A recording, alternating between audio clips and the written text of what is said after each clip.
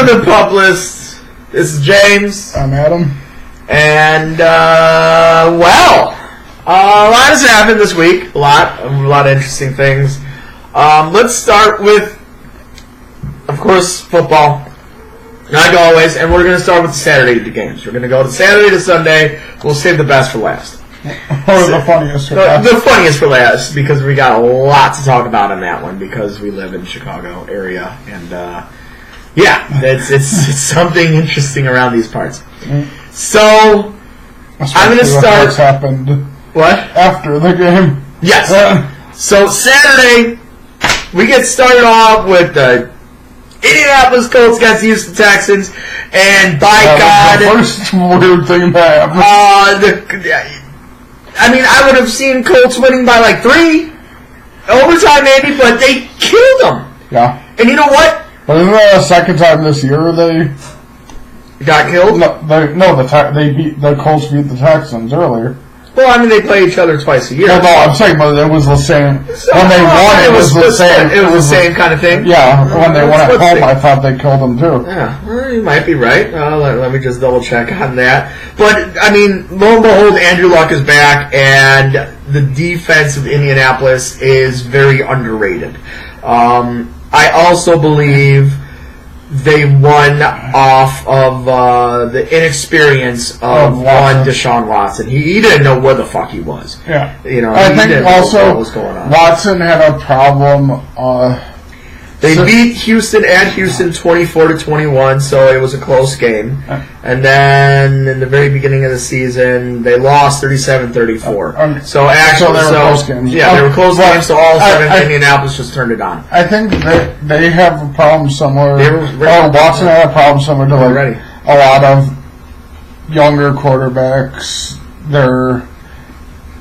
They go in having a certain game plan, and it wasn't able to execute. And also, a big problem happened with Watson earlier when Thomas got hurt last week and took away one of his weapons. So it's and then it's just basically Hopkins. And then, of course, you're going to double over him. Yeah. And then, who you're going to go to when you got Fuller, who's good. Who's really good. But, at the same time, Watson just looked like he looked like it was a typical inexperienced quarterback going into the playoffs and deer in headlights. Right. And it showed in that game. Indianapolis punched him in the mouth early, and they came out with a huge win, 21-7, and they get to go to Kansas City. Saturday night, another weird one. Dallas. Yeah. Dallas randomly won against the Seahawks. We all thought, everybody was saying, dark horse was Seattle. Yeah. Well, Dallas, their defense played the way that we expected Seattle's defense to play. And we know Dallas's defense is very good. Yeah. They have good players. There was some questionable play calling. Yeah. Why didn't they try to go after the Dallas secondary earlier? Yeah. And get Russell Wilson started? Like near the end, he was actually moving it pretty good. Yeah, it just wasn't. Was too late. Right. And then the onside kick where he kicked it right at the Cowboys basically instead of. That's kind of the fucked up rule now because you don't want people run at it anymore. Well, Janikowski got injured. Well, no. There's the rule is for onside kicks now is the kicking team. Same as any kickoff, you can't have running starts. And that used to be how you could get an onside kick easily. You could get a head start, and now they took the rule away. So now it's almost impossible to recover an onside kick because you could have had a better attempt than kicking it right at Dallas. You could not a better one than that. But no, Dallas when they did what they were supposed to do, and I guess, all of a sudden our dark horses are gone. Maybe Dallas is the dark horse, but we'll get to that later. Then Sunday, finally something Dallas would really be the dark horse because I was looking at the odds. Their odds are actually good. Yeah, because there's a lot of people in Dallas who are probably betting. Well, no, but the odds were just released today. Okay. So I don't think they're not that bad. And it's basically 4-1, which is the third best odds. And besides I think the Saints. Yeah, Saints 2-1 odds. So then we get Sunday morning. The Chargers came out killing, and then the Ravens came back and started to come back. Ravens tried to come back, but I'm good. You know what? This might take about 10-15 minutes right here, but I don't give a fuck. They should have started Joe Flacco. If they started Joe Flacco, they would have won the game. And when they're down 12-0, Lamar Jackson didn't know what the fuck he was doing there. You don't know if the Chargers would have played different. Could have. And would have just, because when they had the 21 points, they just coasted. You don't know if Flacco was in there, if they wouldn't have just been like, if they would have just gone Sean Payton and they're like, fuck it, let's put up 60. They could have. Well, but it's very tough to do that against the statistically number one defense in the league. Wasn't that the Bears? Defense. No, it was the Baltimore Ravens. The Baltimore Ravens were statistically the number one defense in the league. And that's kind of interesting that both top two. But, I would have said they definitely should have put Flacco in if Jackson wouldn't have ended up eventually coming back and making it closer. But maybe Joe Flacco would have won the game. Maybe it would. Because here's the thing about Lamar Jackson. When Lamar Jackson is down by more than a touchdown in the second half, he cannot throw the ball. You need him to do what he's doing, the whole Michael Vick thing or Vince Young thing, where you run a little bit here, you do a little short pass there. Vick could throw really good too. Vick could, but not Lamar Jackson. Lamar Jackson is not a deep threat at all. He does not have that strong of an arm, and I guarantee you, if he is now the number one, the starter in Baltimore, he's probably going to go to Jackson. A free agent after this year? No. He's got 3 more years on his contract. Or 2 more. I don't know. But, no. If Lamar Jackson is down big or down by more than a touchdown in the second half, because he's the type of quarterback that chews up clock. He's the one that does that. I mean, so does Russell Wilson a little bit, which is why he's kind of good arm. Yeah, but he also kind of chewed up the clock near the end, which is why they eventually didn't come back. But I mean, I agree with that if they weren't within a field goal of coming back and winning, which they were at the end. I mean, but it was too little, too late. Same with the Seahawks, but exactly. But I don't know if Flacco really would have made much of a difference because number one, I think the Chargers would have won no matter what because I think the Chargers were the better team. But despite the Ravens having a top defense, the Chargers were the better overall team than the Ravens. Right. And 9 times out of 10, the better team overall team wins the game. Agreed. So I don't expect, even with Flacco, if Flacco would, because you don't know, Flacco has had games like Jackson where he randomly throws 2-3 interceptions. Well, yeah. So you don't know that he won it. Well, Flacco's demeanor, his weaknesses are different than Lamar Jackson. Joe Flacco can throw downfield, but of course he could be, he could throw a deep throw that's picked off or something, something like that. Lamar Jackson cannot throw downfield. He has no arm strength at all. So, he would have to go a little bit more with the dink and dunks and kind of the running shit, but when that chews up clock, you only get 3 timeouts per half. And if you're down by 10 points going into the fourth quarter, you might as well just fucking wave the white flag if you got Lamar Jackson. Because he's not bringing you back. Yeah, they got close. But close ain't winning it. And that's why the Chargers won. Yeah. And then the last game. The double doink. Wow. The discount double doink check. The doink the clown. I'll actually say something with that game.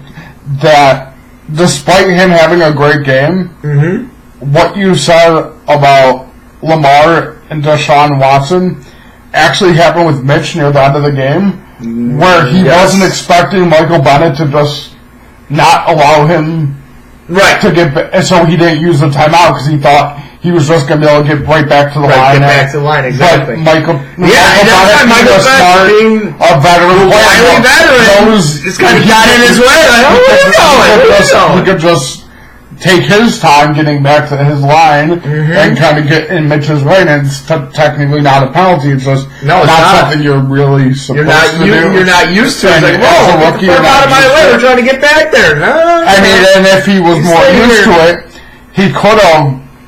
I mean, yeah, Bennett was kind of in his way, but he could have altered the line, snapped it quick, got a penalty on Brett. Yeah, exactly. Which is what more veteran quarterbacks would have done. Like someone like Breeze, Brady, Rodgers, that was a smart idea. Flacco probably would have done as well. Yeah. A veteran quarterback knows what's happening and will use it against him. So he wasn't expecting that. Also, there were other things in that game, like completion percentage-wise, it was Trubisky's best game. Yeah.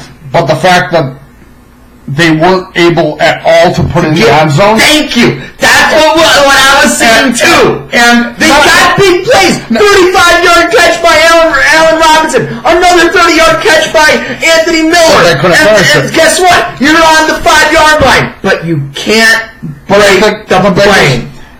Problem with not finishing it was two things. One, Burton not being in for whatever reason he wasn't in. For being a late scratch. For if he was actually injured or if he was just kind of a little breakdown on his part. And the Eagles having their best defensive game since week 1 of the season. Yeah, and then Howard, them not using Howard properly, because when you get to the end zone, that's a perfect time to use someone like Jordan Howard, who's just a battering ram, and they didn't even really use Tariq Cohen. He only got like 3-4 touches. He's supposed to be one of your weapons, when your special weapons. The Eagles' defense took him out of the game because they had Bredum. What's his name? He has a weird Bredum, the outside linebacker. Yeah, the outside linebacker. Okay, Bredum or something. They had him lined up, basically shadowing Cohen the whole game. So they took him out of the game for the most part. And then, so for as good as and people want to blame it completely on Parkey for missing that kick. No, but yes, you can. But also, he made 4 kicks before that. That was all of your points, pretty much. If you don't want to rely on the kicker, score touchdowns. Don't score field goals. You're right. You're right. If you don't want to rely on him, then have your offense working better. And for all the talk of Nagy being the bad genius offensive mind, Doug Peterson outcoached him. Oh, God, yes, he did. It showed. And you know what? That's once again the inexperience, of course, of Matt Nagy. He's a first-year head coach.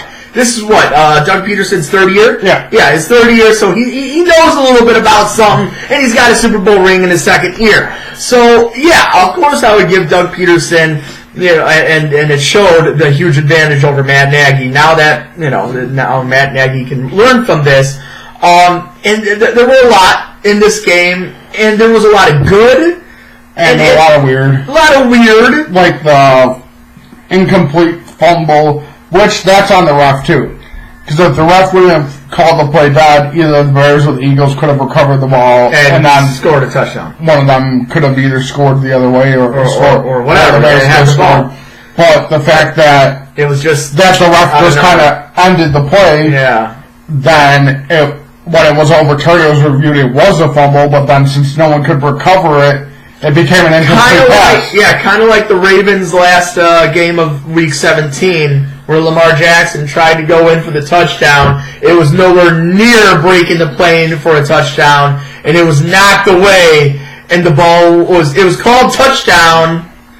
And even though I think the Browns, they faced the Browns, and the Browns got during the play, the Browns get the ball and they run it all the way back for a touchdown, but they didn't call it that.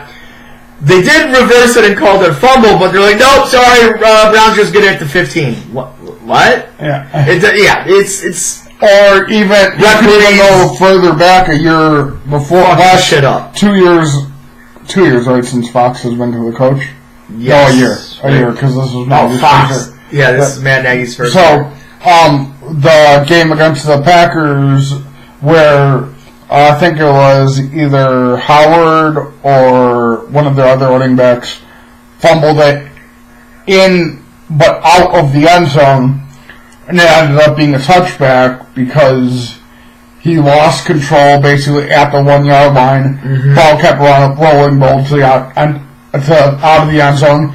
It became a fumble, touchback, Packers ball. Right. And Fox, that's kind of was Fox's end of his Bears run, was because he challenged it and it got overturned the wrong way. Which, right. Number one, I kind of get why he challenged it because he thought it was a touchdown. Right. But also, you really didn't need to, because if you didn't challenge it, you still have to had it at the 1 yard line. Exactly. So that reversed the whole fucking thing. Yeah. Gotcha. But going back to like the current Bears game, like yes, Parkey, if he made it the first time, he should have made it the second time. He should have made that kick.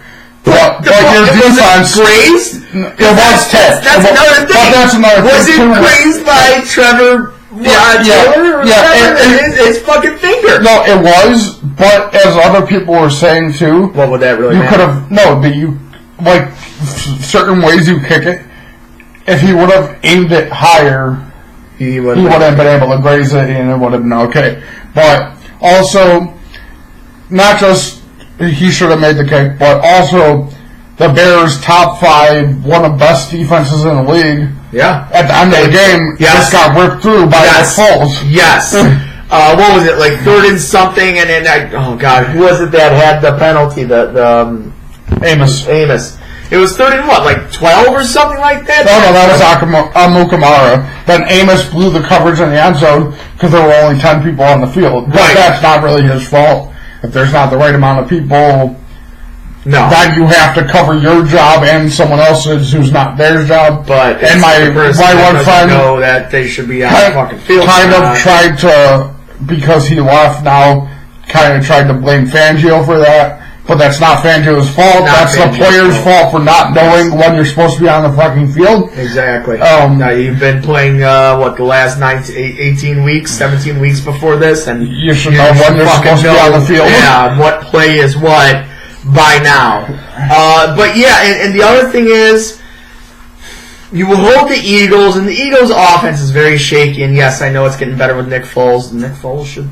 I don't know really if it's... But the offense is getting better because Carson Wentz had a damn good year before he got hurt. Okay. He had 4,000 yards. He had 28 touchdowns and like 3 interceptions. But the defense was playing like shit. Yes. So the offense was doing good. The defense was playing bad, and that's why they were losing games. But then Nick Foles comes in and they're winning games. Yeah. Makes sense. Right? So with that though. You got him at the goal line. There's a minute, 30 seconds, or a minute 30 or something, and you hold them for first and goal, second goal, third and goal, and now it's 4th and goal. And I understand, with all the mismatches or mishaps of 10 people on the field and all that stuff. It is 4th and goal. The Bears defense is number 2? 2 or 3. 2 or 3 in the league. I think they're number 2, and right? Number 1's the Ravens. Number 2, I think 2's the Bears. I think 3 might be the Chargers. It might be right. So you got them right there on the 7-yard line in a nice, easy outpost to fucking Golden Tate. And he gets straight in. And he gets straight in, and it's like,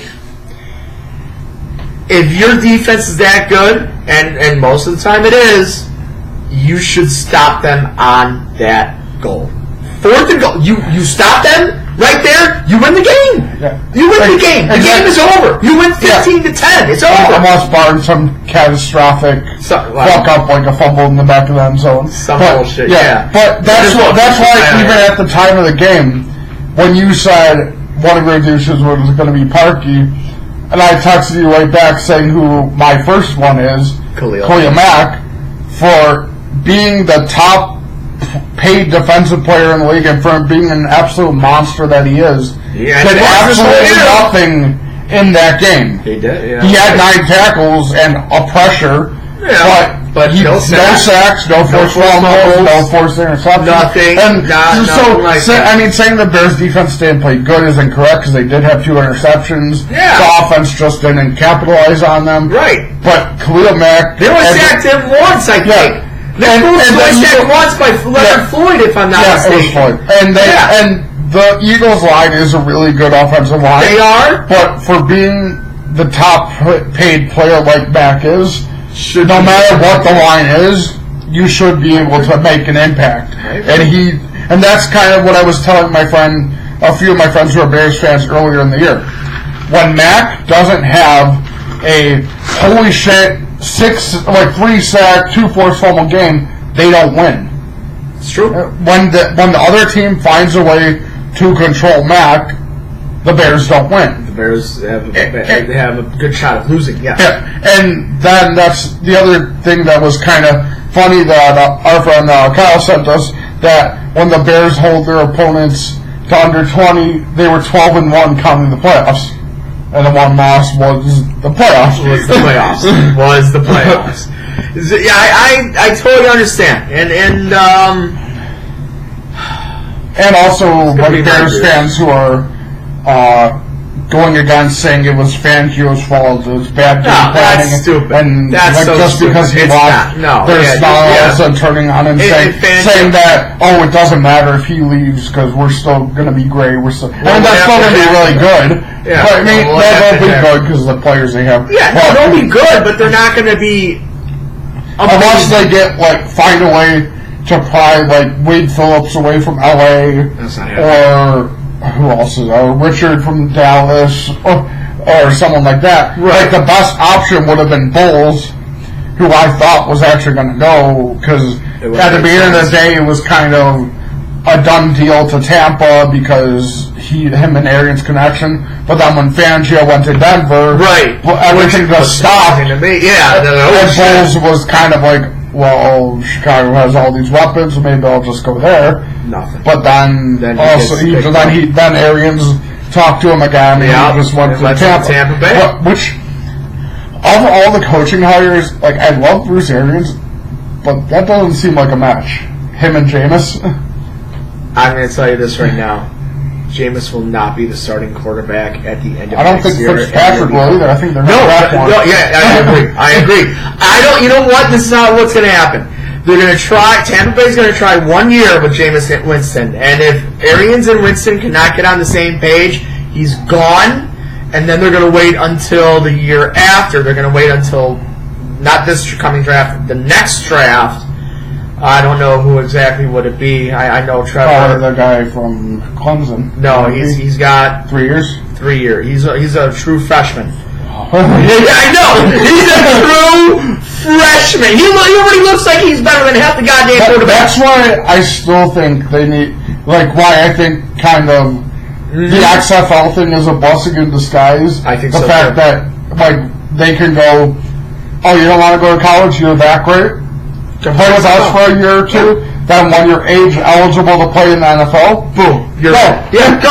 Let's see. So actually, the NFL the XFL might be a really nice minor league. Mid round. If you don't want to go to college or you're maybe in college for 1 year. Vince won't admit it because he won't want to say it's a minor league thing, but if he can get it set up like that, that's how you can make it succeed and make a lot of money for yourself. And then if you get the NFL's backing on it, then the NFL can even during their season be advertising for, do you still want to watch football all season? Yeah. Come watch these players develop. Starting and then a networking thing is always an issue with the XFL, or it was. Now they might put it on the network. They might put it on network or Fox. They might put it on WWE Network or Fox since they have the SmackDown deal with Fox. That's right. But that's another thing NFL could do. NFL could be like, hey, come watch it on NFL Network. We're doing nothing in the off-season except doing a million combine reports and so let's watch the XFL on the NFL Network, on Fox, on CBS, on NBC. Come watch the players develop. Watch the players develop. Indeed, it's a lot of money that goes into that shit. But I honestly think with Bruce Arians, I think it's a good fit for Tampa Bay. But I don't know if it's a good fit for Jameis Winston. Exactly. I think he's going to try. I think he will turn Tampa Bay around. It's just going to take 2 to 3 years to do it. That's my. Well, that's why there's two quarterbacks that were incredibly hyped coming up that I think are done. One is Jameis. Okay. And the other was hyped even more, is Marcus Mariota. I don't think he's done. He's had a good year. No, he didn't. He had 11 touchdowns and 8 interceptions. That's not a good year. I don't know. I know about that because I looked it up because I was talking to my friends who are Titans fans that thought that it was all on LaFleur that they were doing bad. Mariota did not have a good year despite having a good completion percentage. And he's had the one really good year his rookie season, which was amazing. But since then, he has been average, and there was kind of, and even my friends who are Titans fans are kind of saying, are saying they're done with him, and that there's one. He really didn't have that good of a year. And there's one rookie available. I mean, not rookie. There's one free agent coming available that they kind of all want right now. Who? Teddy Bridgewater. Who would fit perfectly in a one-option offense, who would be really good in a kind of smaller market like he was in Minnesota, where he can develop. And I think that could be a perfect situation because I don't think New Orleans will re-sign him because they like Taysom Hill. I think if he becomes a free agent, and the Titans start looking for a quarterback because maybe going away from Mariota, Bridgewater would be basically a perfect option because he's been in the game a couple of years. He's had really good years despite the catastrophic injury to his knees. But I'm just Jameis and Mariota. I just haven't seen enough out of them to where it's like, oh, I understand what all the hype's about. Like, I've seen enough out of, like, the other young ones. Like, Luck, you've seen enough out of at times. With Watson and Trubisky, you've seen a lot out of them. Oh, yeah, you do. And who else was in that class with Jameson, Mariota? Who was it? Like, I'm trying to think. It was Ensu, it was... Fuck, I don't know. I'll look it up. Yeah. But no, I understand what you're trying to say on that. You know, Mariota did not have that good of a year. You know, like, fuck. That's how it is. What do I got? What else? I mean, shit. I mean, we got other, you know, we can predict the... Well, I know we got that. We got the picks of the week. But anything else with, like, the coaches that you want to say on it or anything like that? There's, like, a few that were kind of, like, surprisingly. One is that McCarthy basically fucked himself by... With the Browns. Yeah, where the Browns basically wanted to hire him. Sense. And then he decided the only job he was interested in was the Jets. That doesn't make sense. And then... I understand you got Bradford. Yeah. I mean, you have fucking... Could have had Baker. Mayfield. Yeah. What's going on here? And then there was also the thing with McDaniels, where basically he kind of screwed himself as well. Yes. Where the only interview he took was the Packers, despite four other teams wanting to talk to him. And then when he went into the interview with the Packers, and one of the Packers' like bugaboos was they wanted to keep Patton here because he helped bring the defense back from being completely awful to being a better unit. And McDaniels wanted to bring in Flores from the Patriots. And the Packers office kind of said, your defense wasn't any better than ours, so why would we bring someone else in? Exactly. And McDaniels really wanted him, but the Packers didn't. So I know they only did one round of interviews, but the big, like, kind of rumor going around was if they did a second round, it was going to be LaFleur, Gase, right, and I think the third one was going to be the offensive coordinator from Tampa. Okay, yeah, we're going to be the three because they either McDaniels did something to either irritate or annoy the Packers front office, or I think there was also in the back of their mind was thinking about what happened to the Colts. Like, if we offer you the job, are you legitimately going to take the job, or are you going to just be like, or the day of the press conference, you're just going to be like, you know what, I'm going to go back to New England. Yeah. So they hired LaFleur, who's good offensive coordinator, good offensive mind, coming from McVay's system in L.A., coming from Shanahan, Kubiak he was worked with. Yes. He worked with a few really good, he worked closely with Kyle Shanahan, and he's had an off-season, like, things with Mike Shanahan. So, and honestly, that system fits kind of the Packers thing, the West Coast offense, but a little quicker, newer version of it. Mm-hmm. But, so I think like, McDaniels and McCarthy both, I think, completely screwed themselves in this. McDaniels, the past two coaching searches kind of screwed themselves. But I think for McCarthy, he thinks, like, next year he's going to be, like, the top coaching candidate. I think that's going to be a big problem. Because who signed with, I don't know, Miami? Who just went to Miami today? I don't know, but I know Gase went to the Jets. Yeah. Miami and Bengals don't have coaches yet. Shit, I thought I just saw... It might have been Richard, the defensive coordinator from Dallas. Jets hired Gase. That was 4 hours ago. Yeah. I don't think Miami has one yet. I swear. They're talking to Richard from the... Because the Cincinnati and Miami are the only two that don't have a coach yet. But I think the bigger drawback from McCarthy is everyone going young offensive coordinator, young offensive mind, like for the new era of the NFL. Yeah, McCarthy's a year off. Well, but McCarthy's system isn't new anymore, isn't innovative, and isn't.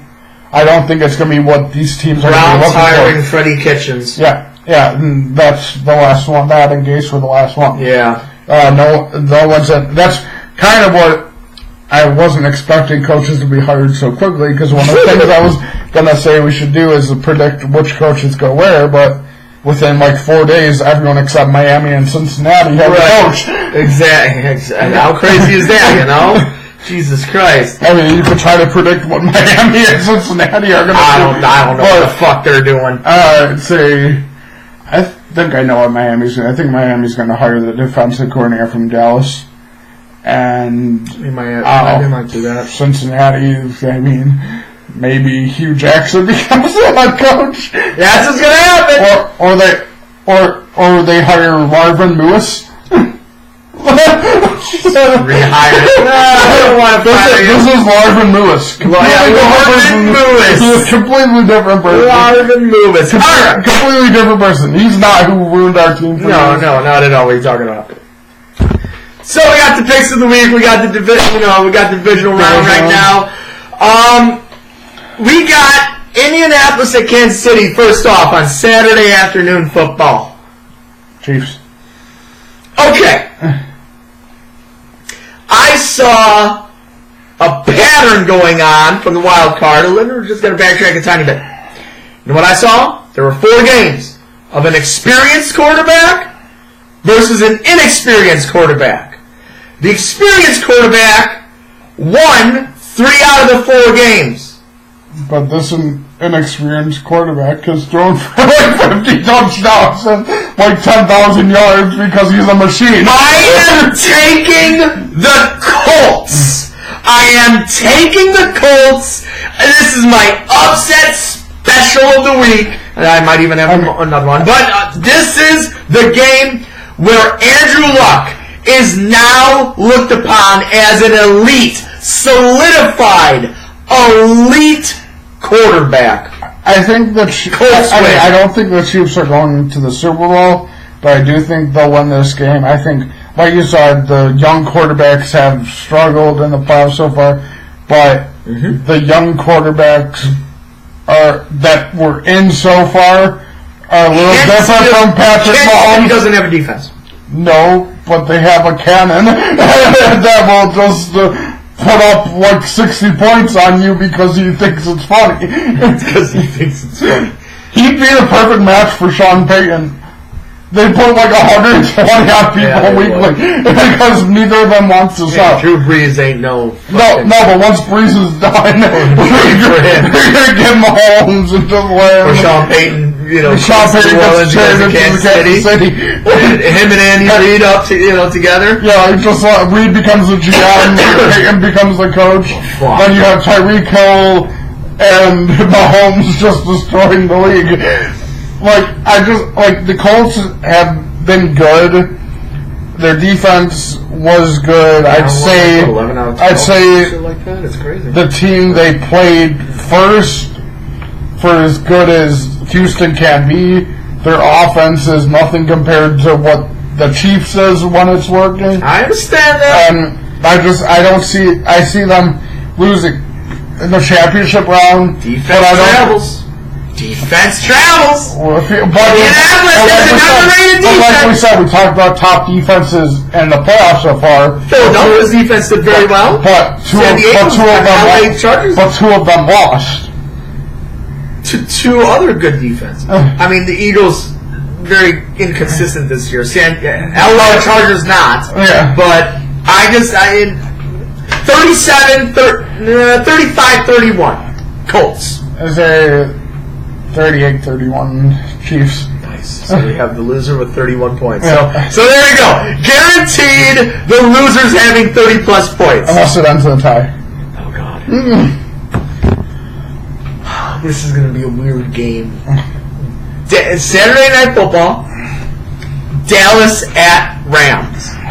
As we know, LA doesn't have a lot of football fans, and when they are football fans, it's always the road team. And Dallas fans love to travel, and it's not really that bad of a drive or airplane ticket, whatever the fuck, to Dallas to LA. So this might actually almost feel like a Dallas home game.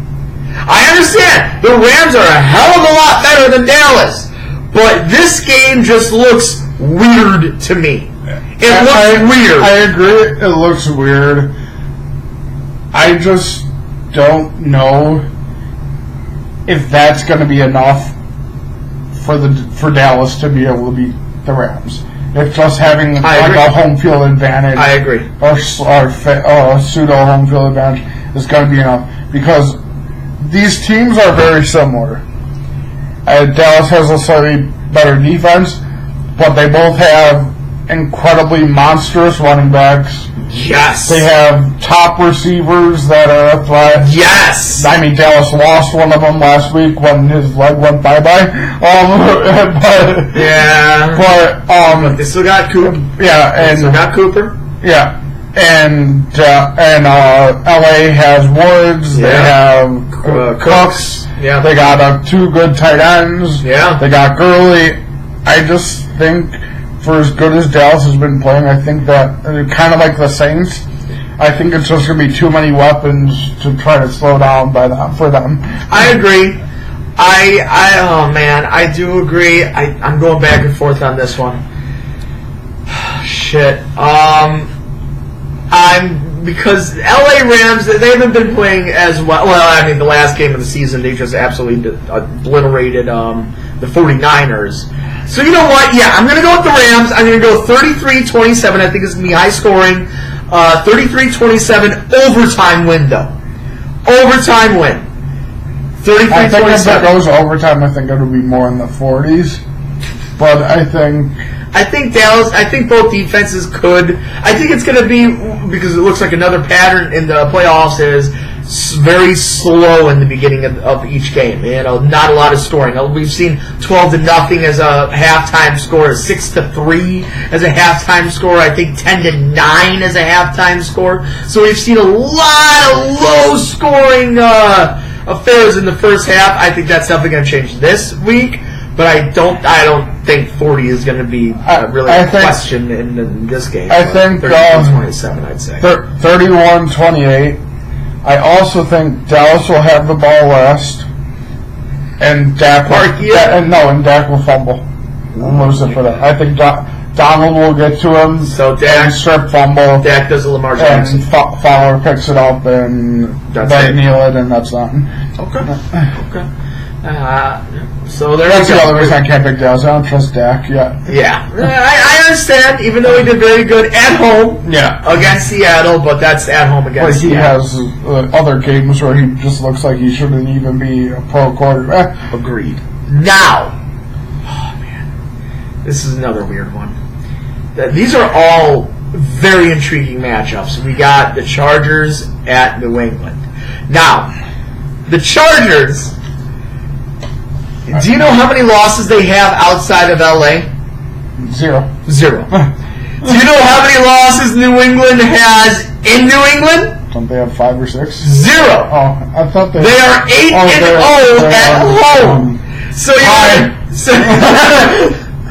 have an 8-0 New England Patriots and a 7-0 LA Chargers going up against each other, and the Chargers are the better team. Wait, how do the Patriots have more home games than the Chargers? No, the Chargers away games, they're 7-1, but their only loss was against the LA Rams. That's right. Yeah. So they're 7-0 outside of LA. So I was gonna say, I know. Is there a tie? Where's the tie? I don't see a tie. The home game taken away from them, like all the teams have to go to London. There was supposed to be a Mexico City bullshit. That's what the Rams Chargers was. Right, but this, I'm gonna hate this game because I want the Chargers to win. I think the Chargers are gonna win. But I know for a fact this is not a prediction. This is a spoiler. The New England Patriots are going to win the game, and it's not going to be because of Tom Brady. It's not going to be because of Bill Belichick. It's not going to be all of a sudden their defense is going to find out that they could actually start stopping teams. It's not going to be because Rivers is going to choke. It's going to be because of the refs. I am calling it. You are going to see a weird fucking play that's going to fuck, and I mean fuck, the Chargers over, and we're all going to be talking about it for the next week. Patriots win 28-24. I don't even really have to think about this one. Chargers are going to win. I think despite what the refs will try to do, they're going to fuck them. I think the Chargers getting Hunter Henry back, having all those weapons, having Ingram, having Ecker, having Keenan Allen, Williams, now Hunter Henry's back, and Gates is somehow still playing and functioning. Like, 37, 38? I just think, number one, I think that's too many weapons for a very bad Patriots defense to stop. And I also think fuck them over. And I also think call offensive holding on every fucking play of the Chargers. I also think the Chargers and then a big bad one at the end. Defense is going to be too much for the Patriots to go against because I hope so. I think having Bosa back, having their secondary fully healthy now with Hayward and Barrett, and the Patriots basically only having one wide receiver and Julian Edelman. And Gronk, if he plays, I think Darwin James might mess him up. Number one, like, I gotta change the score. 20-16. Patriots. 20-16. Number one, like, refs make bad calls for each team. They always do. They always do. But I believe this one's gonna be one of those, like, are you fucking kidding me? It's gonna be one of those. And the Patriots are going to be reffed into the NFC, not only into the AFC title game, but hosting the AFC title game. And we're getting Tom Brady versus Andrew Luck because that's what the NFL wants, and that's what we're going to get. I don't think that's going to happen. I think just despite what will probably happen with the refs trying to help the Patriots again, I just think the Chargers have too much and they'll still. I hope so. Oh, I really hope their offense I want the Chargers to win so bad. Kind of like, I know I said the Chiefs have like a crazy unstoppable offense, but that's basically because Mahomes is a monster. Yes. But I think the Chargers offense most reminds me of the Saints offense, where they have multiple running backs that can do everything. You're right. They have multiple receivers and tight ends that can just pop up out of nowhere and just do it. Get you points. You're right. And this Patriots defense is fucking awful. No matter, yes, if they do call like 3 holds in a row and it ends up being like 3rd and 30 or 3rd and 50, I really don't doubt that Rivers could. That'd be awesome. That Rivers will just throw a 50-yard pass to Keenan Allen, and Stephon Gilmore will just be confused as to what happened. Where am I? But like, I don't doubt the refs are going to try to help the Patriots. Oh yeah, they will. But I still think Chargers come out there. I think Chargers win 35-17. Damn! So you say the Chargers is going to destroy them? Okay. Patriots don't have enough offensively, and they don't have defense. I agree, but I don't know. The refs can't score touchdowns for them. No, they can't. So, the last game is Sunday afternoon, and here we go again. The Nick Foles show. The tour is right now going to New Orleans, and it's going to be the Philadelphia Eagles. I almost said 76ers. And the New Orleans Saints. And here we go. The last time they played each other, I think the Saints won like 41-7. Yep. In the regular season. Breezes is going to crucify Foles. They're going to destroy him. I think it's going to be closer than the 41-7 or whatever it is. I'm going to say 35-24. I say 35-24 Saints. 42-21. Okay. It's just the Eagles will score some points, but that's not gonna. It'll be close. It'll be close at halftime. It'll be like, oh, it's 17-14 Eagles, and then gone. But gone. Saints just fly by. I think the Eagles will score some points on them. But I think all that's really going to do is anger Drew Brees. And then he's going to find Kareem Hunt for like 250-yard touchdowns. Yeah. And it's just going to be a shit show. And I also think if they get a more than 2 touchdown lead, they're still going to keep it going. The Eagles have had a good defense, but the big problem with their defense is that the Bears failed to attack. Yes. Is the Eagles have a shit secondary. And Drew Brees. Will just destroy that secondary. Yeah, and that's one thing that was really interesting about that Bears-Eagles game was, number one, when it started being a defensive battle, I kind of was like, okay, the Bears are probably going to win this because it's defensive battle, whatever. Yeah. And I even told my friend, the first team that scores a touchdown is going to win. And my sister heard me and she's like, oh, why would that happen? I was like, because neither team is able to score offensively, so the first one who does score a decisive point will probably win. And ended up being true because the Eagles randomly ended up winning. But I have a few friends that, like I've said earlier, don't think the Fangio thing is really going to hurt them. I think it is. I think Donatello is going to go with Fangio and be in Denver and be their secondary coach. I think they're going to lose 2 players on the defensive free agency. Mm-hmm. I think Amos and Callahan are going to go join them in Denver. That would be crazy. And I think they're going to have a hard time replacing Amos. I think they're going to have a really hard time replacing Callahan because he was actually their best corner. Fuller has a lot of interceptions, but a lot of those interceptions were also, holy shit, that's a bad throw, and Fuller was just kind of standing there. Holy shit. Fuller was just kind of standing there and came up with it. Next year, they're still going to be a really good defense because they have Mack. But I think next year's team is kind of going to resemble what the Raiders teams were, where, yeah, you have Mack and the defense is really good, but teams eventually will figure out how to move him away from the play, and still score on you. And we'll see. Also, I don't know if that offense is.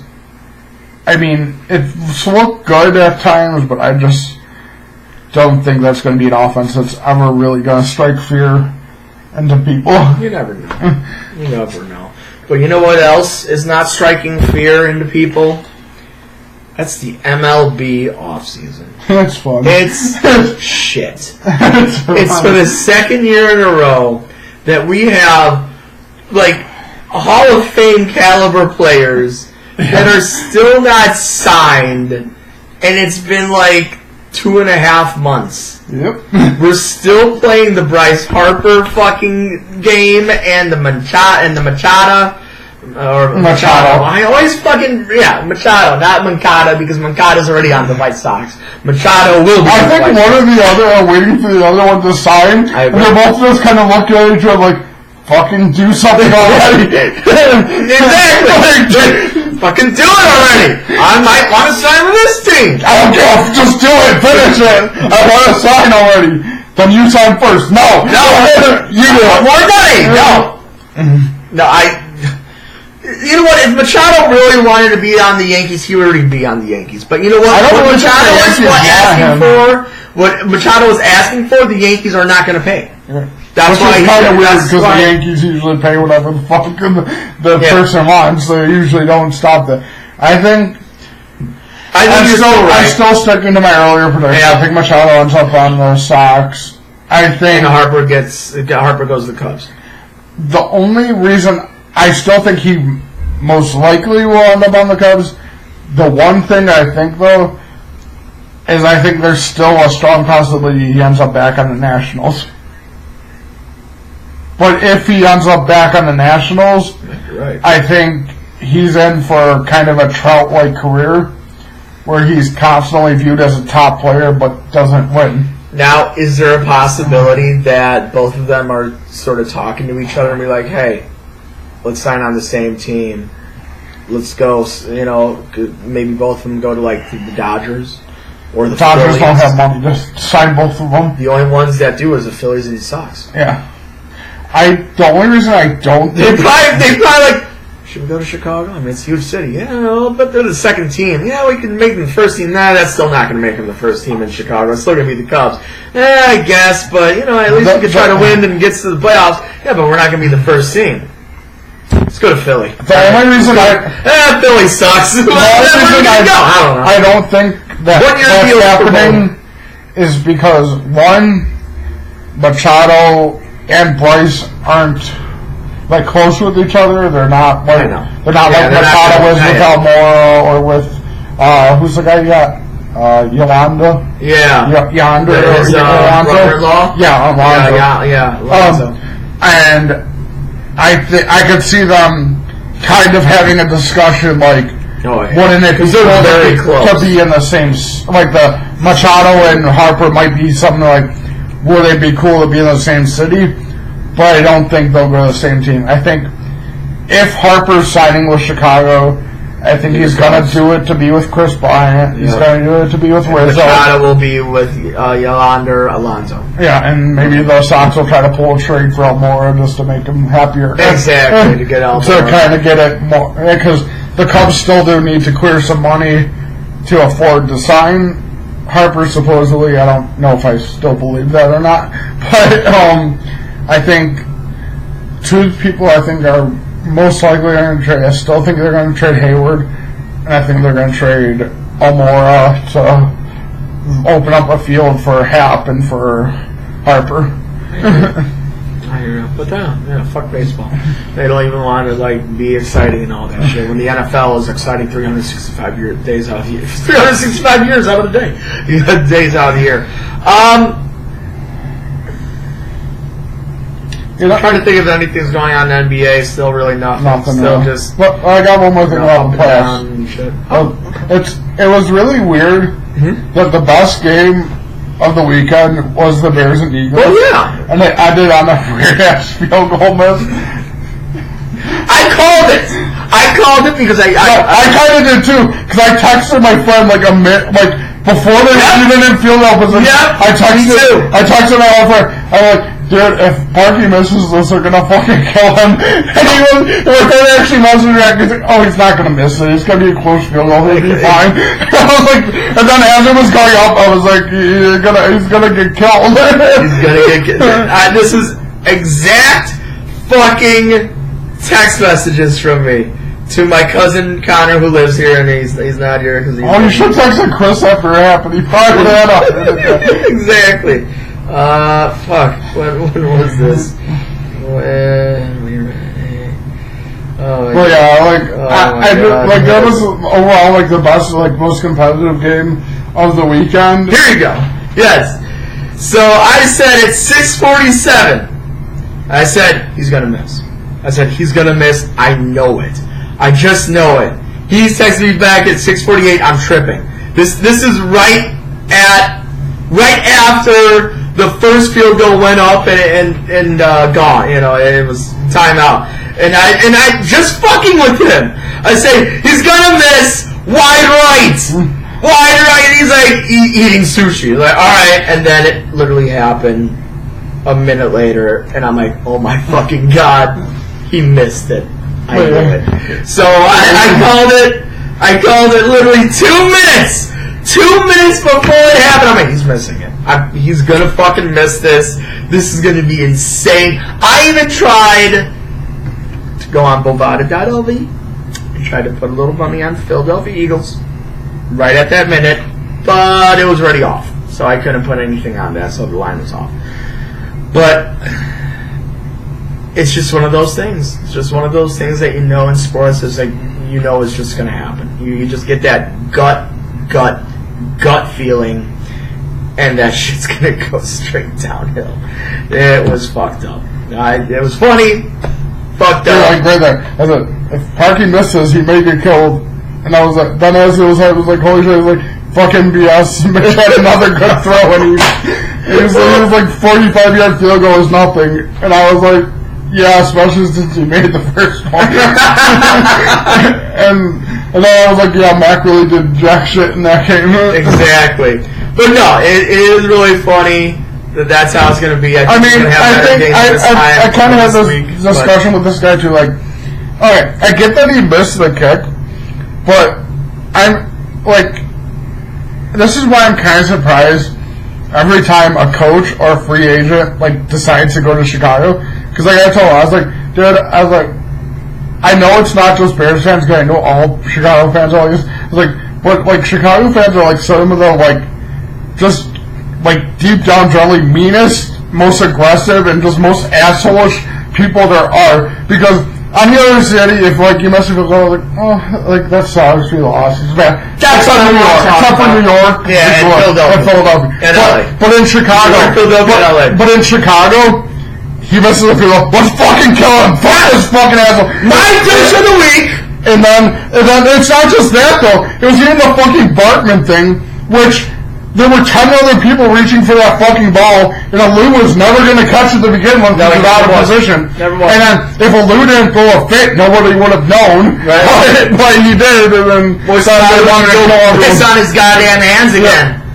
And then, like, everyone wanted to kill him after, or even Lovey, like, who was the one coach in, like, decades that brought him to a Super Bowl. They went 10-6, and they fired him. Bad, all the fans went 10-6, and they fired him. And it took, like, 6 years for them to get back to a positive record. But, like, because that was Trustman for 2 years. No. Fox for 3. Yes. And then Fox and then Nagy. So, yes, it took 6 years. But, and then, like, with the Bartman stuff and, like, Lovey, like, even though he was the best coach they've had in a while, same with Cutler, he was the best quarterback they had in a long ass time, but since he like, kind of looked like a jackass, they, like, hated him and wanted to kill him. And that's why, like, even back in high school, I told my friends, I was like, dude, if I was a free agent, I'd never fucking sign here. Even though they were like, oh, why not? I was like, because everybody's a fucking asshole. I was like, if you don't have a perfect season, or do nothing wrong at all, they want to kill you. I was like, what's the point of being here? It's true. That's why my douche of the week, if You haven't seen that stupid fucking viral video of the dumb bear fans saying, "You're buying him $6, $8, $10 million." And that one, the one that went like 4 million views in fucking 5 hours. You know what? Fuck you, dude. You suck at life. Fuck you. That's all I'm saying. And you're the douche of the week. You are my douche of the week. So you know what? They're paying you whatever your salary is a year being a fucking douche on Facebook. So fuck you. I actually got 2 more. All right, cool. Parkins and Parkins and McNeil. Why? I like them. No, because the day after the game, they refused to admit the field goal got blocked.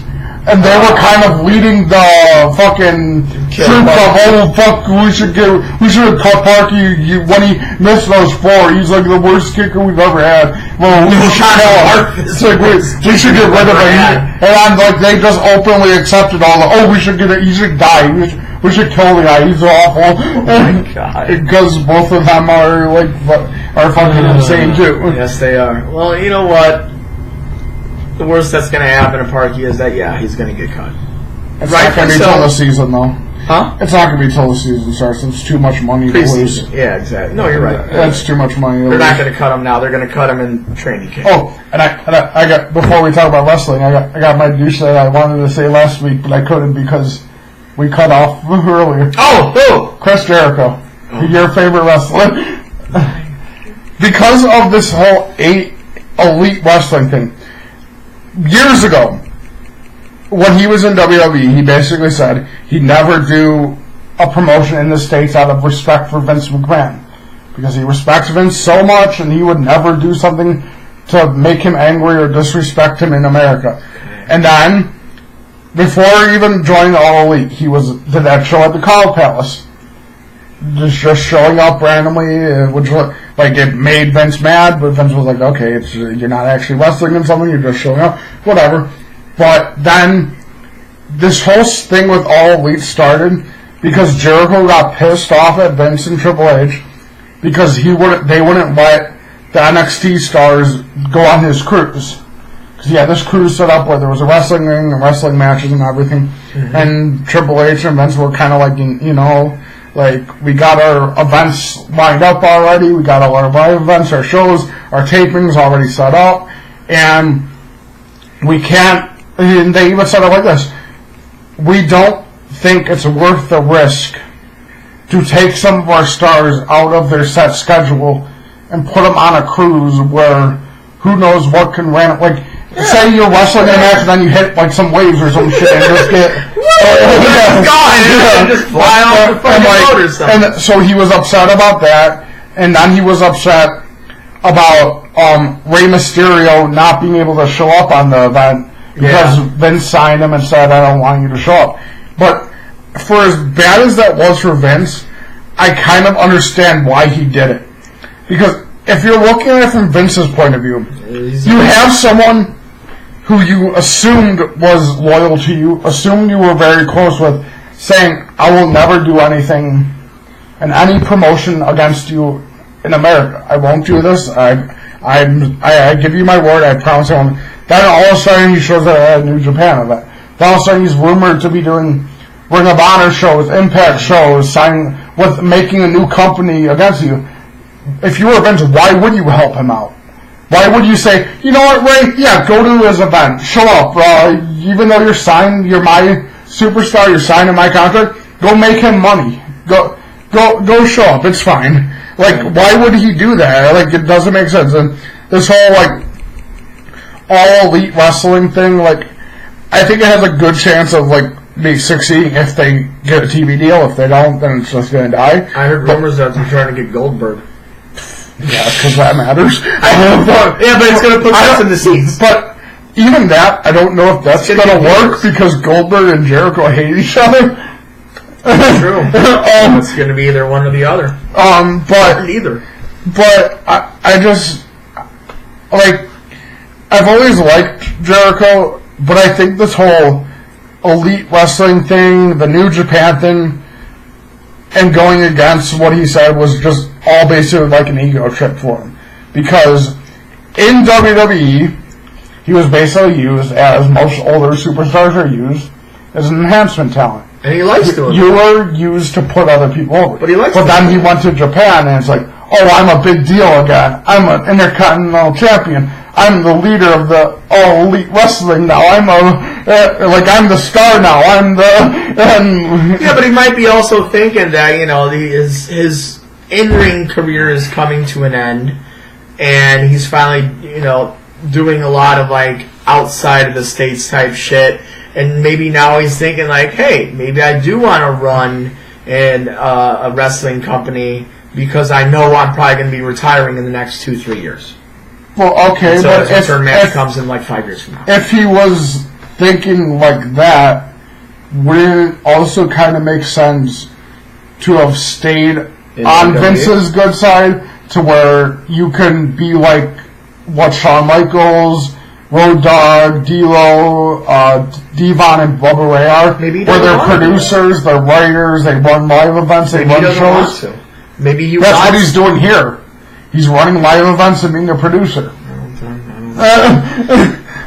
Maybe he just doesn't want to do it the corporate way. He has to. No matter what you have to do it a corporate way. If you're running a fucking business, you have no choice but to do it. He's doing it the Jericho way, and you're going to make the list. No, because he said he was done doing all that. Oh.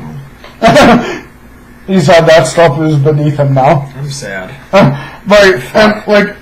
Which one kind of was that? I've always been a big fan of his, but I think one of two things that needs to happen for this elite thing to actually take off. One, they have to get a TV deal, because if they don't, like I said, they're dead in the water. No, if they just gonna be live. Yeah, but even just the streaming things. Number one, it's never great quality, and number two, it's just kind of hit or miss that people will actually. Well, they're going to be doing another All In, and it's going to be in Vegas. Yeah, and they're expecting it to be 2 times as big as the one in Chicago. Yeah. So if they do make money that way and have another successful show, maybe there will be a couple TV channels or whatever that are going to be Well, they're saying that the one they're talking to is TBS and TNT, which is WCW. Because that's what WCW was on. TBS and TNT. But, I think number two, the thing that needs to happen for them to be successful, number one, I'm not 100% sure if he's going to go with them or not, because there's people in WWE he wants to wrestle, and because I assume if he was already going to go there, they would have announced it at that press conferencing. If they don't get Kenny Omega, and he decides to go to WWE over them, I think that might destroy them. I don't think it's going to destroy them, but I think it'll get in their head. I think it'll get in the Bucks and Cody's head, okay, we were doing this because we were all going to be a group and together, and now he is going there. And I don't think it'll destroy them. I think it's just going to stall them. I think it might. It's not going to boost them the way they want. I think it might sink them a little bit because. Okay, the people they have, like Cody Rhodes and the Bucks and these other random people they sign Neville, they sign, none of them, besides Cody, and you could argue if he is or not, are top name draws. No, they're not oh my god, I have to go see a show because the Young Bucks are. But if you get Kenny Omega, then it's, oh my god, I have to go to this show. Kenny Omega is here. Kenny Omega's here, exactly. So if he ends up going to WWE instead, you're not gonna get and then you're trying to say, oh, well, Jericho and Goldberg are here. It's what is this, 1990 again? And with the Bucks, their little whole super kick thing was fun for a while. And now but if that's all this is going to be, just this reminds me a lot, if they can't get top names, what the NWO was at the end of WCW, where it just had so many people that it's just basically, okay, today's going to be the Bucks versus Cody Rhodes and Chris Jericho. Today is Matt Jackson versus Nick Jackson. Today is Chris Jericho versus Cody Rhodes. Today is Cody Rhodes versus Matt Jackson. Today is They're going to have more than 6 people. Yeah, they do, but it's here. I want to besides. They're not start they don't have a set. They don't have a set day of when they're going to have their first weekly show event. Well, they have a set day of when they're having their first event. Well, no, they already had their first event. All in. Well, that was Ring of Honor's event.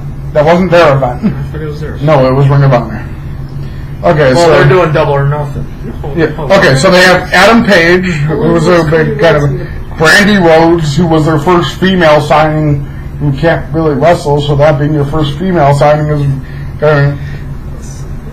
whoever Dr. Britt Baker is, Chris Jericho, Christopher Daniels, who's good, but if this was 10 years ago, that would have been a bigger thing. Cody Rhodes, which is a big thing. Frankie Kazarian, who's kind of same as Christopher Daniels. If this was whoever the fuck the bad boy Joey Janela is.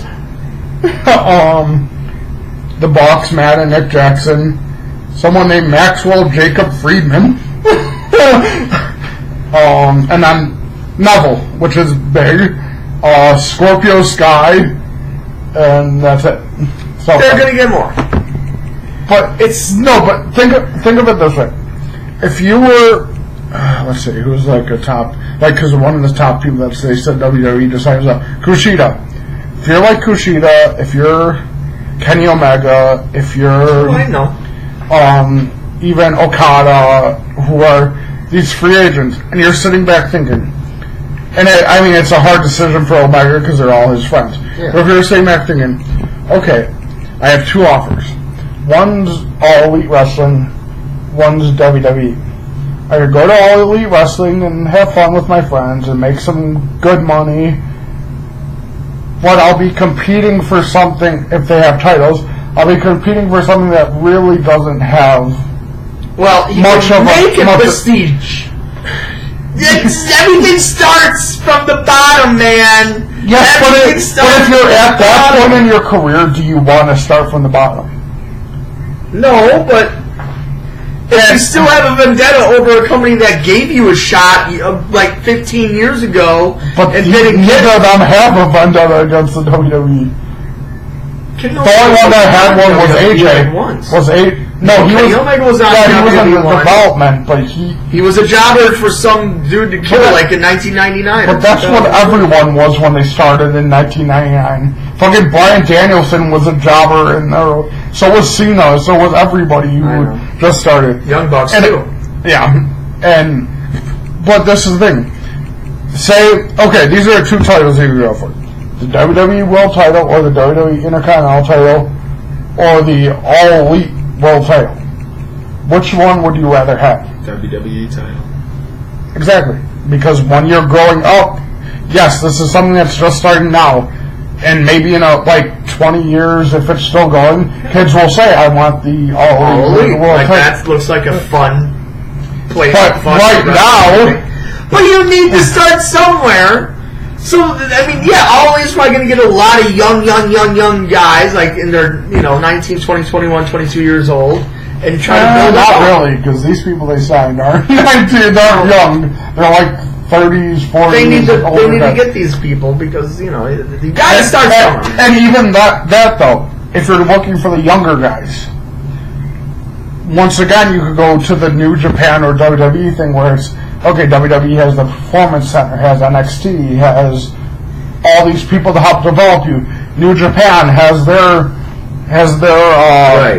developmental thing, their titles that are all... I know. But they're trying. They're at least trying. They're trying to do something.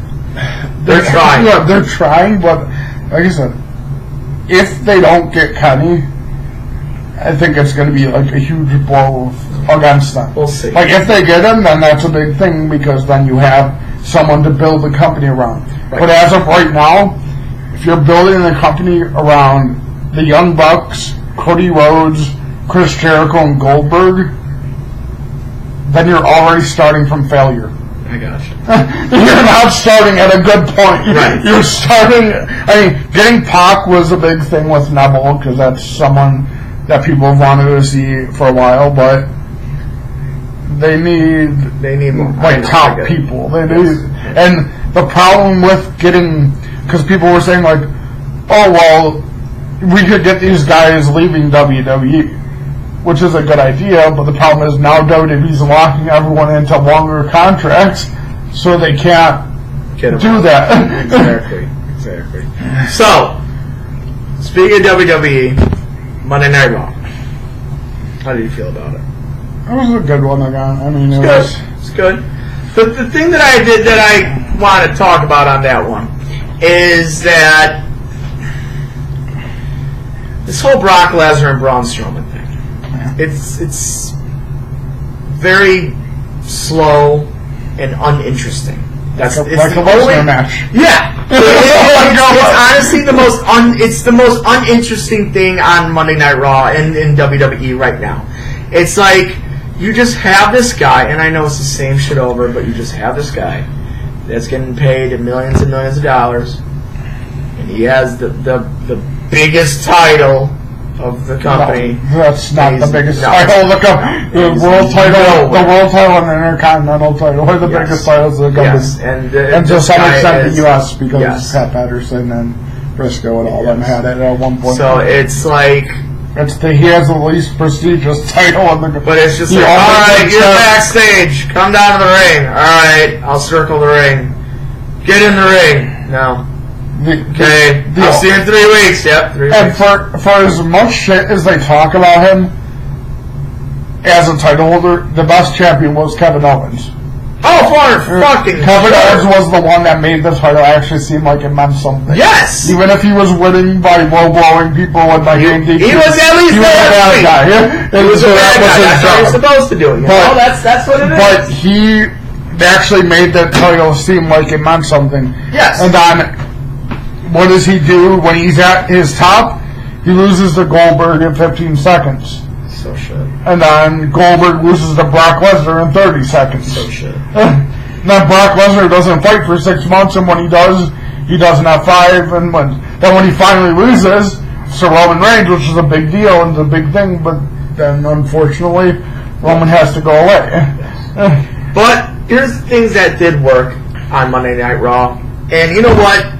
The more John Cena plays this reality era, I'm liking him. Yeah. I'm liking him a lot. Yeah. It's fun, it's new, it's him making fun of himself, it's him making fun of, kind of just breaking, just chipping away at fourth wall every time he has a promo now. Like with fucking Drew McIntyre. Oh, but you're gonna be the 100th guy to come down here because you guys can't think of your own fucking promos, so you can say that you want to over and over again. Yeah, you're gonna take the torch from me, but you're not gonna beat me. So let's get this over with. Exactly. Well, I love it. I fucking love it. It's probably gonna maybe bring on a McIntyre versus John Cena match at WrestleMania. I think that's where they're gonna try to go down with. Which I'm okay with. Yeah. If you have McIntyre obliterate John Cena at WrestleMania like Undertaker did last year, great. You are passing the torch. I'm loving it. They are, I like the little hype with the Royal Rumble going on, like always. Sasha Banks. Yeah.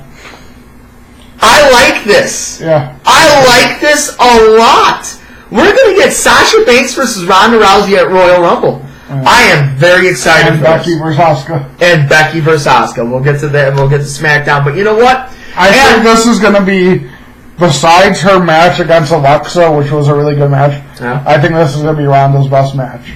Because it's against someone who can actually... Ronda's match with Charlotte Flair was amazing. Yeah. It was epic. It was... Because Ronda Rousey was just getting her fucking ass handed to her with a kendo.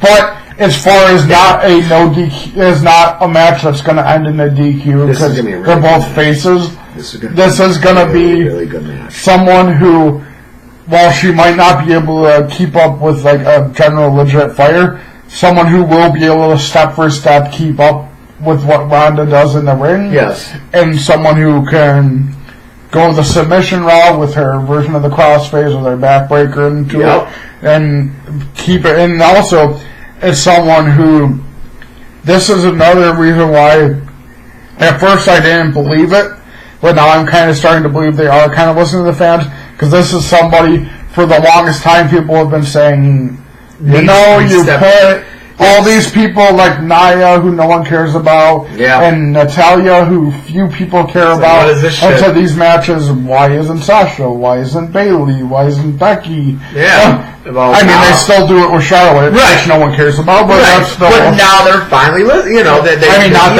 that Sasha's going to win, but exactly. Sasha's not going to win.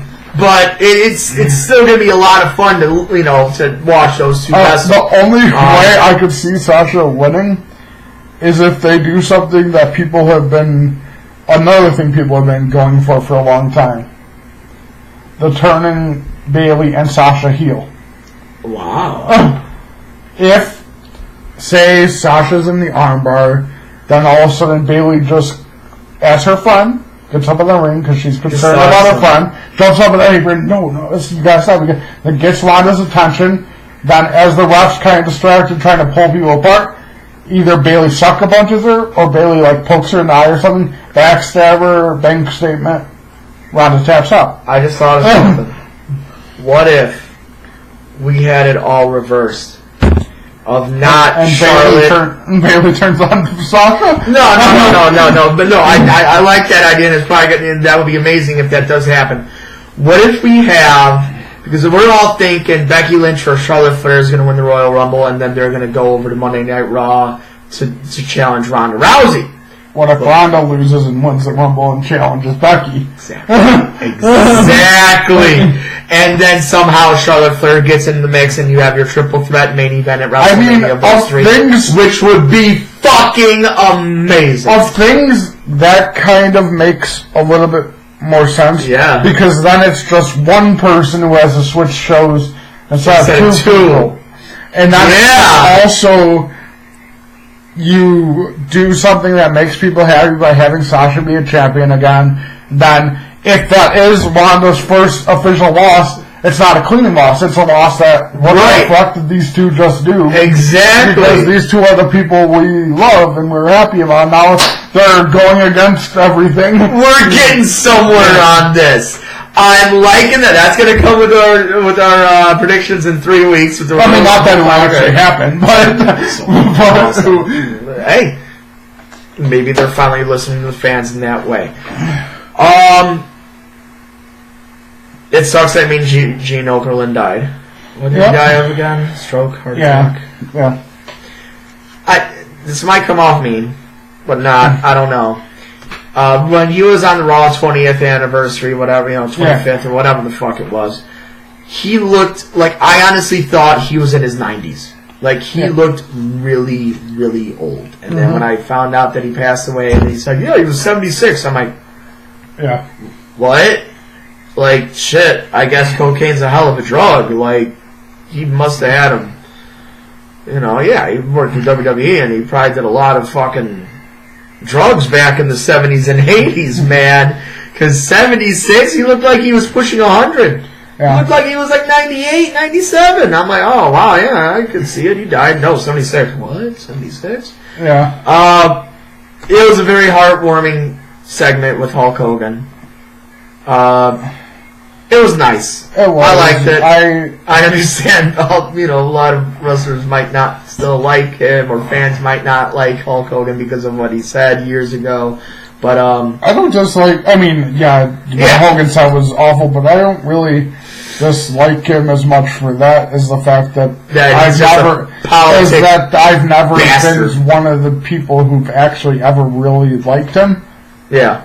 So my kind of patience for the whole Hulk Hogan thing is low to begin with. Yeah. But I like that it was out of character until the end when he had to do the whole brother. Yeah, exactly. But it was very good. Yeah, it was very heartwarming. Yeah. It was sincere, and I know at a certain point I was kind of waiting for someone to come out and attack him. Undertaker! Just for the hell of it. Or maybe he's gonna say, I'm gonna enter in the Royal Rumble, Oh god, that's gonna be awful. That's gonna be hilarious. That's gonna be something that probably does happen. Yeah, probably will. But Raw was good. Raw was good. I still have my disappointment with it. That's been my disappointment with it for the past 3 or 4 months. Once again, no Bray Wyatt. Because they have nothing to do with one of their best talkers, one of their best ring workers. I just can't think of something to do with them. And, so that's why I'm still against this whole idea that they're doing what the fans want, because what the fans want is to see Bray Wyatt. Yeah. And they also want to see these NXT call-ups, and where you're still every week. Well, they're going to wait till after WrestleMania, because that's what they always do. Yeah, but... or they might do it at Rumble. Rumble, that's what I'm thinking. SmackDown. Alright, so here's the thing. I see 2 things that are very similar with Raw and SmackDown, and it's okay right now, but I think it will get old if they keep on doing the same pattern. Monday Night Raw started with fighting in the backstage with Seth Rollins and Bobby Lashley. Mm-hmm. SmackDown starts with Daniel Bryan in the back with cutting a huge segment. I could see a little bit of the same of that, a little bit. And then he gets attacked by R-Truth. Yeah. So I see a little bit of the same on that. But I don't like it because that's the best R-Truth as long as time. Yeah, they're finally and you know what? I'm liking it. Because they're finally letting R-Truth not just be a jobber and just be some clown in the fucking ring. You know, he actually gave a nice, sweet, short match with a few good spots, you know, to show that he's still something, and it's like, wow, yeah, maybe R-Truth. No, he wasn't but at least maybe like give him a little bit of a push. Yeah. Maybe like a U.S. title match in the next 2-3 months or something like that. You know, something. And the other one was shit. I just had it too. I just fucking had it. The main event with Becky versus all of them. Well, yeah, that, but I had another pattern thing going. Oh, that's it! It seems like right now, the same storyline is going on both Raw and SmackDown, and it's with 2 heavy, heavy favorites of the WWE fans, and that's Seth Rollins and AJ Styles. Mm-hmm. It seems like the same thing. Where is this going? I mean, I understand. Where is this going? I think it's going to lead to maybe if we're not going to get Seth versus Lesnar. That's going to happen. But no, something else. If we're not going to get what people have been pushing for with the return of the Attitude Era, I think we're getting a return of the Ruthless Aggression Era.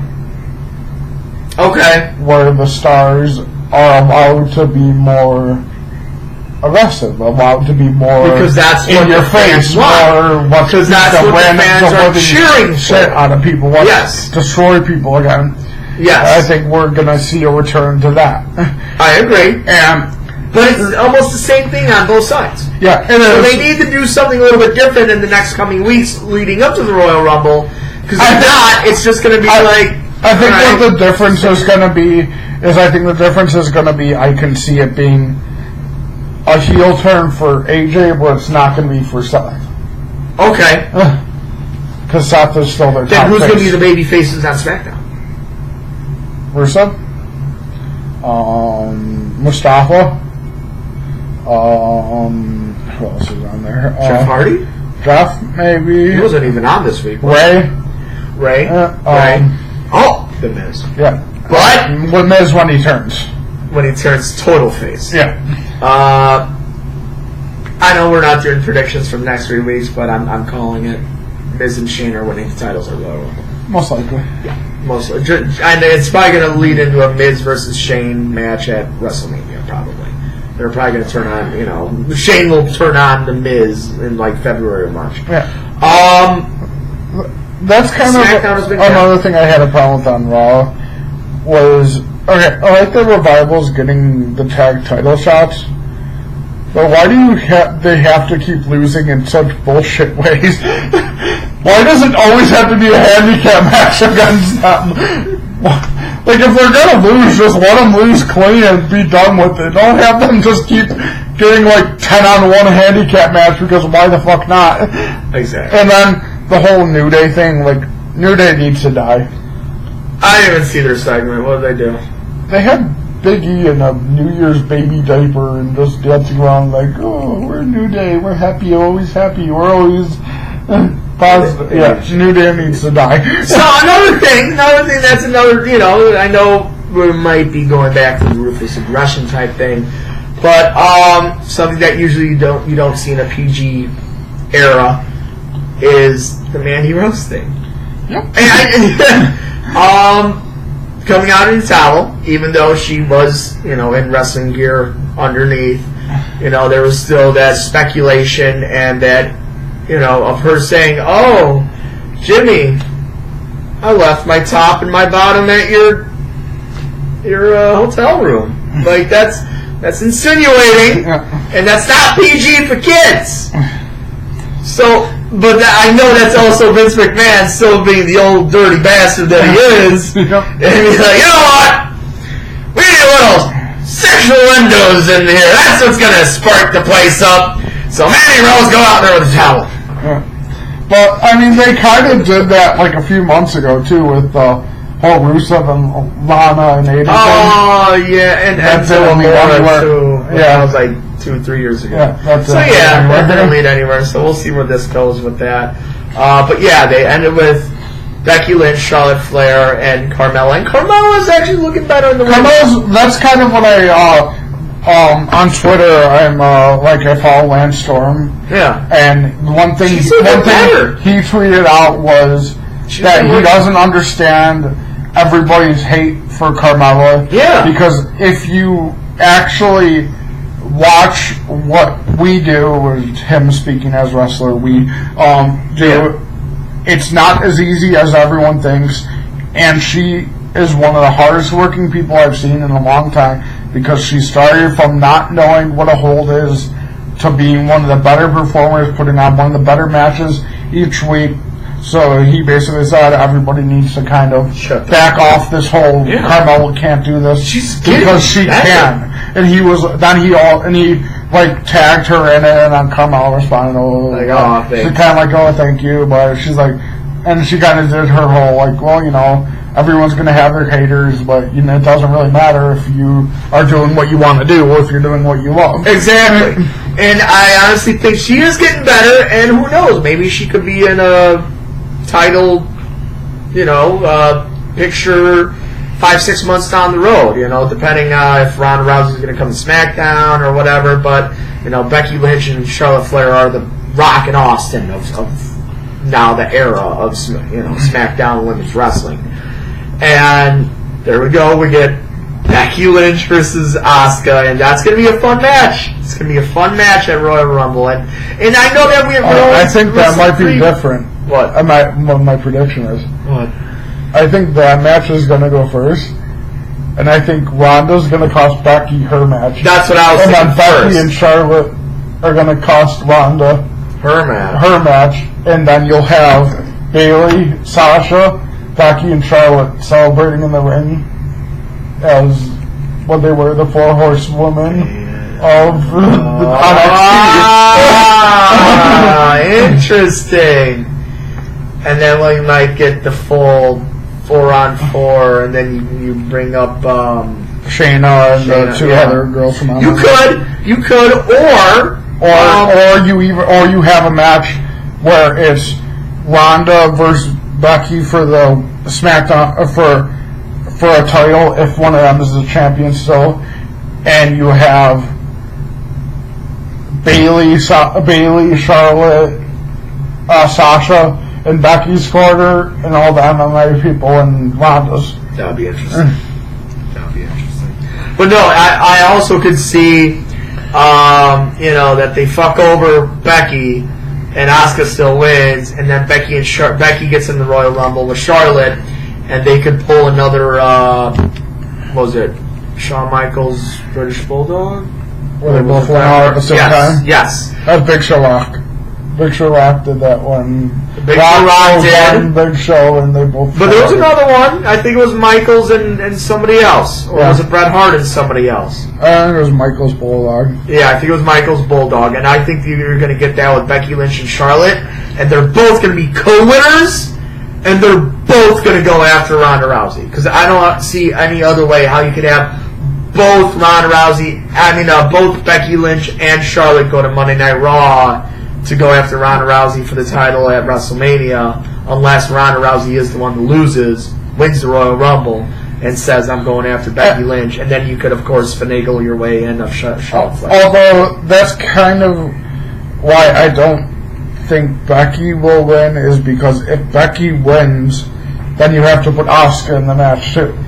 Because then Asuka gets a rematch. Well, blah, no, blah, blah. This is what I don't like, and this is what I don't like, and this is what's going to be weird. Because there's usually one pay-per-view, unless it's Raw, SmackDown split, then you have a Raw pay-per-view and a SmackDown pay-per-view, but we don't have that anymore. But there are right now, there's usually one pay-per-view between between Royal Rumble and WrestleMania. That's how it always has been, usually. Is it an Elimination Chamber?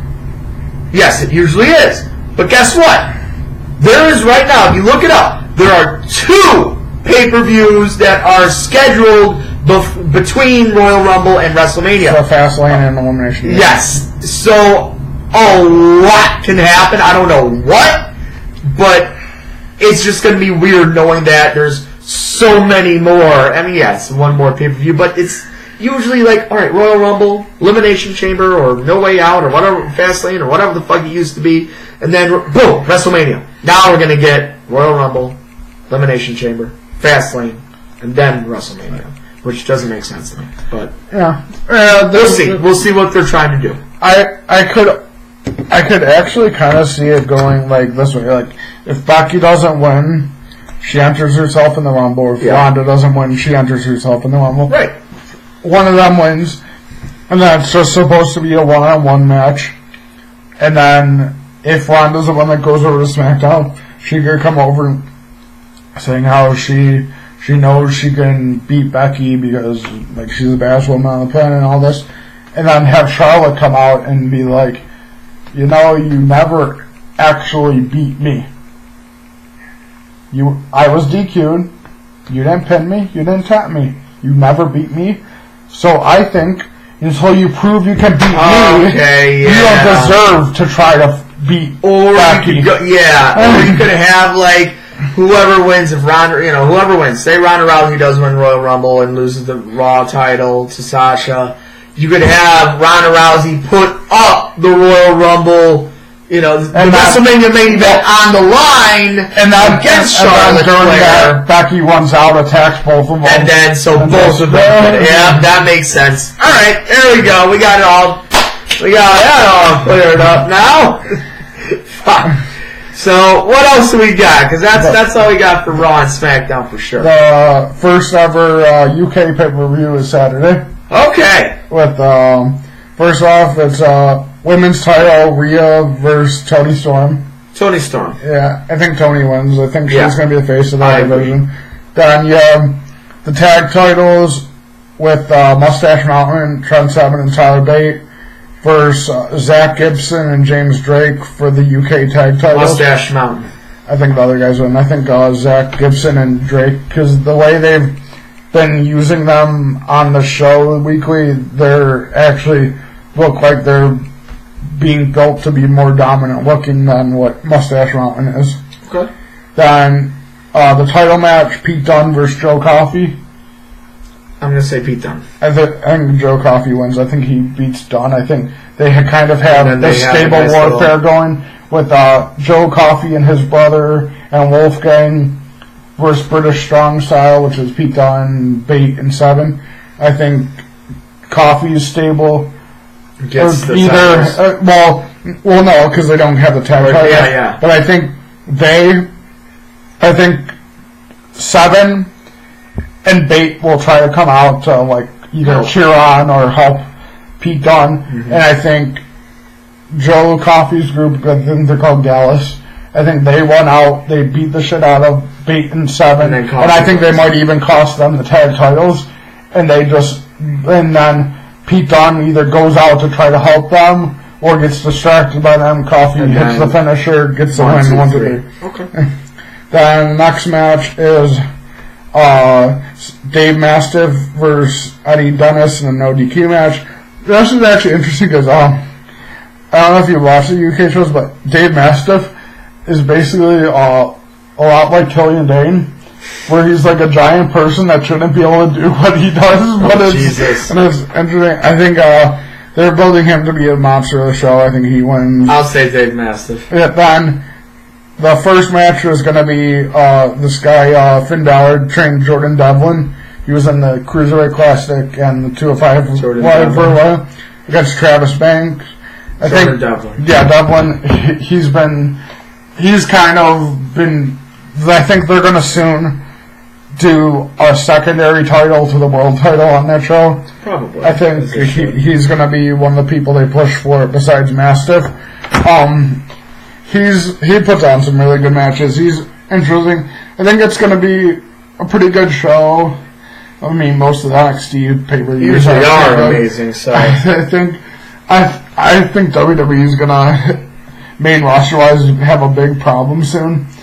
If they have, because if they do kind of an NXT pay-per-view 1 month, a UK pay-per-view 1 month, and they keep putting them on before their pay-per-views, they're going to keep destroying them, and it's not it just means that they got to step it up on their pay-per-views. It just means that they've been doing this for years. Well, they need to step it up on the main roster, son. Well, I mean, I don't know if it's so much the fault of, the main roster, competitors as it is the writers. It's the writers.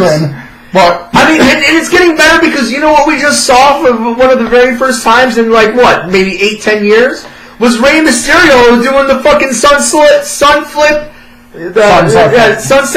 pile driver. Yeah. On Sienna Aldis. Yeah. Pile drivers. Yeah, but pile drivers are supposed to be fucking banned in WWE. Except the Tombstone. Oh, that's actually what was funny on Twitter this morning. There was a tweet WWE sent out. What's the best all-time finishing tag team move? It was the 3D, the Doomsday Device, the Heart Attack, and the Shatter Machine. And a lot of people were voting for the Shatter Machine. I think the last one was the Spike Pile Driver from the Voices. Nice. And when Scott Dawson and Dash Wilder saw it was kind of close, them and the Enforcers, they were like, oh, maybe we should do that in our next match. Yes!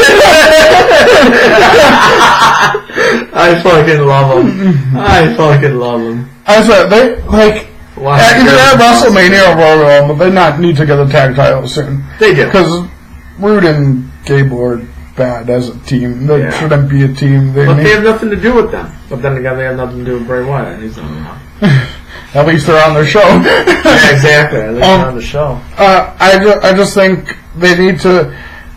I think the best way to get them what should be a fair match. Yeah.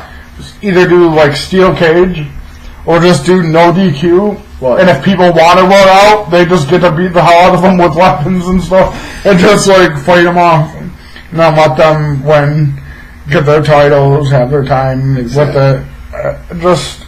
They need to stop this whole. Every week they're because once again they're supposed to be heels. They shouldn't be in handicap matches this often. No. If they're the bad guys. You should not. If you're the bad guys, the handicap matches should be in your favor. You shouldn't be facing 10-on-2 against the whole tag roster. If you're the bad, and then then they win. That's not how it's supposed. No.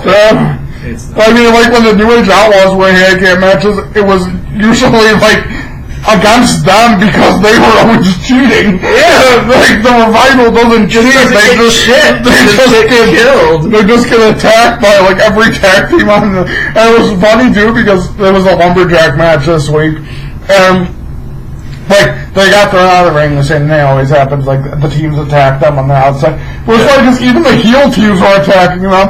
And then when they threw Rude and Gable out, they were just looking at them. I was like, what the fuck's going on? I was like, this isn't fair. No, it's not. I was like, you need to stop doing this. This isn't right. It's fucked up. Well, poor Revival.